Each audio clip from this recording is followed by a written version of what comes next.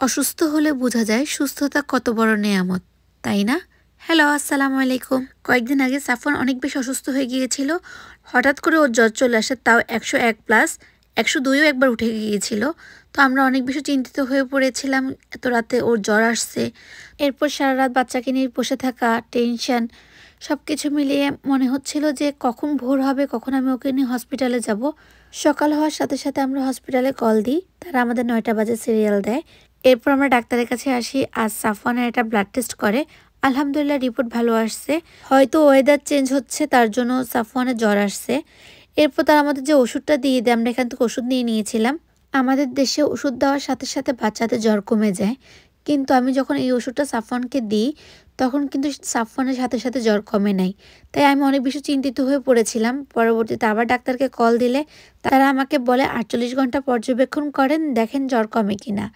এরপর কোর্স শেষ করলাম। তো এর 2-3 ঘন্টা পর আস্তে আস্তে ওর জ্বরটা ভালো হয়ে গিয়েছিল, আলহামদুলিল্লাহ। নমি কিন্তু একটু অসুস্থ, ওর একটু ঠান্ডার সমস্যা হচ্ছে। সবাই ওদের জন্য দোয়া করবেন।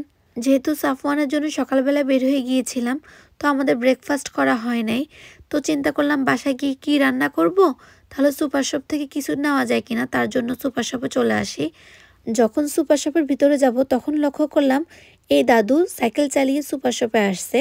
তার কিন্তু অনেক বয়স হয়েছে, তারপরেও কিন্তু তার সাইকেল চালায়। জাপানে এই জিনিসটা একদম কমন ব্যাপার, কিন্তু বাংলাদেশে তা কল্পনাও করা যায় না। নমি তো মনে হচ্ছে আবার খেলার মাঠ পেয়ে গেছে। সে তো অনেক মজা করতেছিল, একবার এখানে যাচ্ছে একবার ওখানে যাচ্ছে। আমি যখন বলতেছি নমি তুমি কি করো, তখন সে কত অভিনয় করে দেখাচ্ছে সে কি করতেছে। নমিরও যেহেতু ব্রেকফাস্ট হয় নাই, তো এখান থেকে ও চকলেট চাচ্ছিল আমার কাছে। তো আমি ওকে নিষেধ করতেছিলাম, কিন্তু সে চকলেট নিবেই। তো অনেক কষ্ট বুঝিয়ে বললাম যে তোমাকে আমি জুস কিনে দিব। এরপর চলে গেলাম ওর জন্য একটা জুস নেওয়ার জন্য। আর জুসের বদলে সে আবার নিয়ে নিছে কোক। এরপর এই কোকটা নিয়ে নিয়েছিলাম, আর হালাল স্ক্যান করে 2টা পাউরুটি নিয়ে নিয়েছিলাম বাসা যাওয়ার পর আমাদের ব্রেকফাস্ট করার জন্য। হঠাৎ করে মনে পড়েছে যে চিনি শেষ, তো ওকে চিনি আনতে বলছিলাম, ও চিনি আনতে গেছিলো। আর এদিকে তো সে জুস দেখে তো বায়না শুরু করে দিছে আবার। এরপর বাবা আসলো আর তাদের দুজনকে একসাথে কোলে নিল। আর নমি নিজের হাতে জুস নিয়ে তো অনেক বেশি খুশি হয়ে গেছিল তখন। যখন নিজের বাচ্চা খুশি হয় তখন মনে হয় যে পৃথিবীর সবচেয়ে আনন্দের মুহূর্ত। আলহামদুলিল্লাহ।